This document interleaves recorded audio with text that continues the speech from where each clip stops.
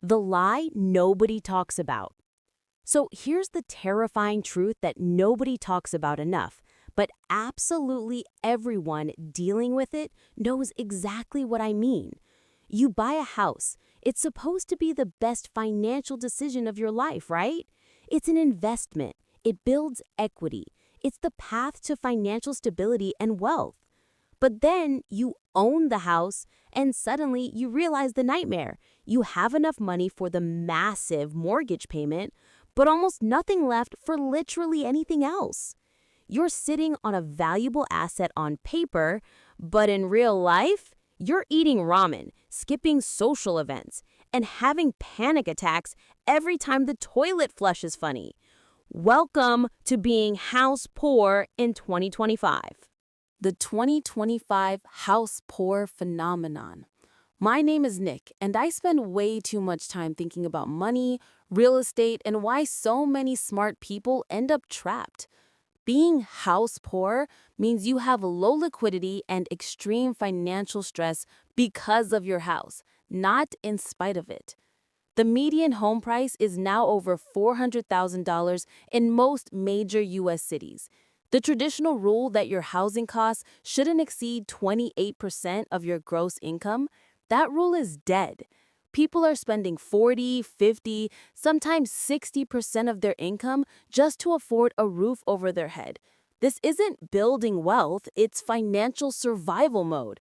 You're not building equity, you're just making the bank rich while locking yourself into a narrow corridor of misery.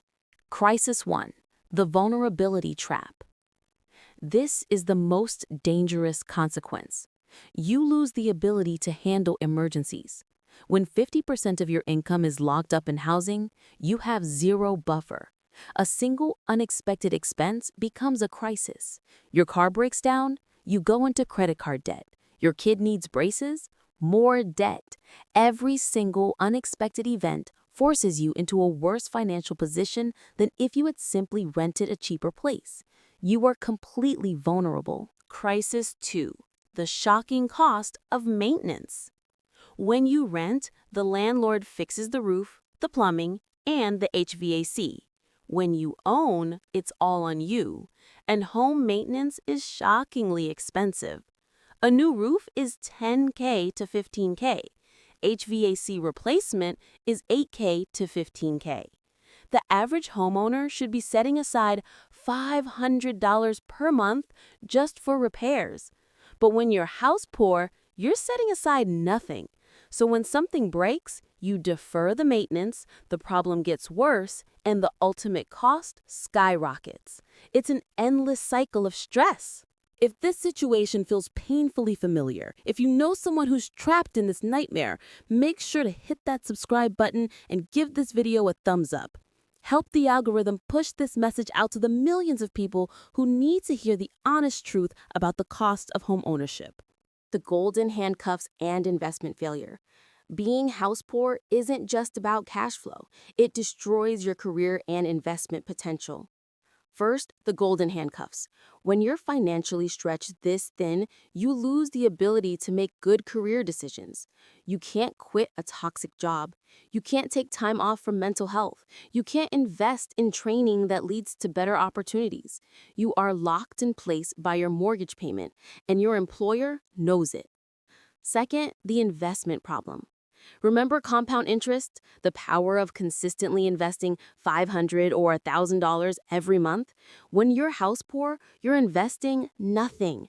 Your money is all locked up in an illiquid asset. The person who rented cheaper and invested the difference for 20 years will often be functionally wealthier than the house poor person whose paper equity they can't even access without selling their entire life. 4 strategies to escape the trap. If you're already house poor, you need to be strategic. Here are 4 steps. 1. Cut expenses ruthlessly. You are in financial survival mode. Go through your spending with a knife. Cancel every non-essential subscription. Dine out 0 times. Find that $500 a month in discretionary spending and redirect it immediately into an emergency fund. 2. Aggressively increase income. Get a second job, pick up a high-paying side gig. This is often the fastest way to create breathing room. Even an extra $500 per month changes everything. 3. Explore refinancing.